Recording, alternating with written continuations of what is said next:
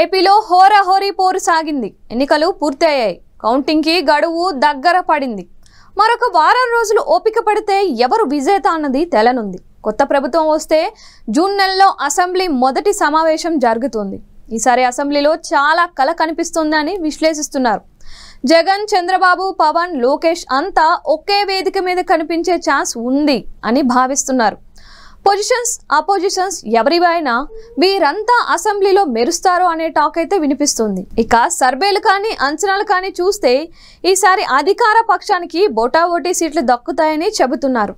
అంటే దాని అర్థం 100 సీట్లకు అటు ఇటుగా అని చెబుతున్నారు. ఆ మిగిలిన 70 నుంచి 75 సీట్లు ప్రతిపక్షానికి వస్తాయని లెక్క కడుతున్నారు. ఒక అసెంబ్లీలో 70 నుంచి విపక్షం అంటే అత్యంత బలమైనదిగా భావించాల్సి ఉంటుంది. దాంతో సభలో రానున్న 5 ఏళ్లు హోరాహోరీ పోరు సాగనుంది అని విశ్లేషిస్తున్నారు.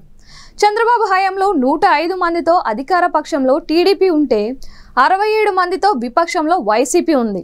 ఆనాడు అసెంబ్లీలో నువ్వా నేనా అన్న పరిస్థితిలో కొనసాగిద్ది. 2019లో టీడీపీకి 23 మంది ఎమ్మెల్యేలు ఉన్నా అందరూ దాదాపుగా సీనియర్లు కావడంతో 151 సీట్లు సాధించిన వైసీపీని ముప్పు తిప్పలు పెట్టారు. అసెంబ్లీ జరిగిన ప్రతిసారి బాడీ వేడిగా సభ సాగింది. అలా అసెంబ్లీకి హీట్ ఎక్కిన సందర్భాలే అత్యధికంగా కనిపించాయి. ఈసారి దానికి మించి అన్నట్లుగా కొత్త అసెంబ్లీ ఉంటుంది అని భావిస్తున్నారు. జగన్ అధికారంలోకి వచ్చిన కట్టడి చేయడానికి కూటమి విపక్షంలో ఎన్నడూ లేనంత బలంతో ఉంది అని అంటున్నారు.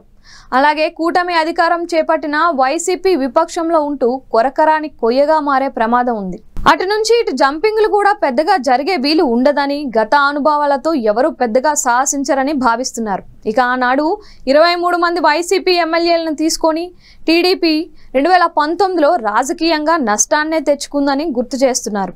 పైగా అధికారంలోకి వచ్చిన పార్టీ ఏదైనా సరే ఆశావాహులు చాలా మంది ఉంటారు కాబట్టి వారిని పక్కన పెట్టడం జరగదు.